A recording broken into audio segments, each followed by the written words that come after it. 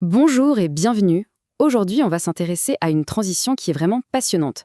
Comment est-ce qu'on passe d'enseignant ou d'enseignante chevronnée à leader pédagogique? C'est un parcours qui interpelle, je pense, beaucoup de celles et ceux qui sentent qu'il est temps d'avoir un impact un peu plus large. Allez, c'est parti.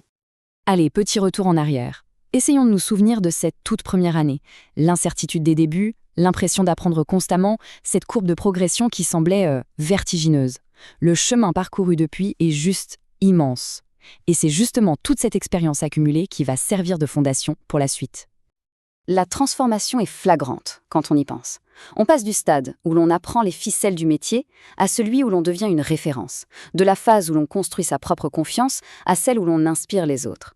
L'horizon s'élargit tout naturellement, de sa propre salle de classe à l'établissement tout entier. Du coup, la question qui se pose c'est « et maintenant ? Qu'est-ce qu'on fait de tout ça ?»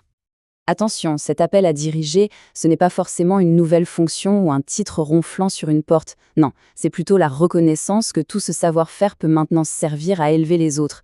C'est un peu une invitation à transformer son expérience en un vrai moteur de changement pour toute la communauté éducative. Alors, la toute première étape de ce voyage, c'est un regard vers l'intérieur. Il faut d'abord essayer de cerner les qualités qui sont vraiment essentielles, celles qui définissent un leader pédagogique efficace. Qu'est-ce qui fait qu'un jour, un collègue devient un guide? Voilà la question fondamentale. Parce que, soyons clairs, ce n'est pas du tout la même chose de gérer une classe et d'accompagner des collègues, des adultes, qui sont eux-mêmes des professionnels accomplis. Voyons un peu ce que des formateurs d'expérience ont à dire là-dessus. Tout part de là, l'écoute. Et pas juste entendre, écouter activement pour vraiment comprendre les défis, les besoins, les aspirations de chacun. C'est sur cette base et seulement sur cette base que se construit la confiance. Et la confiance, c'est la pierre angulaire de toute relation d'accompagnement. La deuxième qualité clé, c'est la vision. Un bon leader, c'est quelqu'un qui aide ses collègues à voir au-delà du quotidien, de l'urgence. L'idée, ce n'est pas d'imposer une voie, mais plutôt de dessiner une sorte de carte des possibles et de montrer que le chemin pour y arriver, il est accessible. C'est un rôle de catalyseur d'ambition, en quelque sorte. Et tout ça, ça nous ramène à l'essentiel, la connexion humaine. Pour que l'innovation puisse exister, il faut un environnement sécurisant, où l'on se sent en confiance. C'est une condition indispensable. Personne n'ose essayer de nouvelles choses s'il a peur de l'échec ou du jugement. Le leader, c'est donc avant tout un créateur de cette sécurité psychologique. Bon, maintenant qu'on a identifié les qualités, comment on les met en pratique? Le premier défi, et c'est souvent le plus délicat, c'est de réussir à s'établir comme un guide crédible auprès de ses pairs. Et ça, c'est un vrai défi. Un prof de maths au lycée n'a pas du tout les mêmes réalités qu'un enseignant en maternelle. Alors comment on fait pour construire un pont entre ces mondes et prouver qu'on peut apporter une réelle valeur ajoutée à tout le monde? On voit que trois approches se dessinent. Barhouse, lui, il prône l'honnêteté et la complémentarité.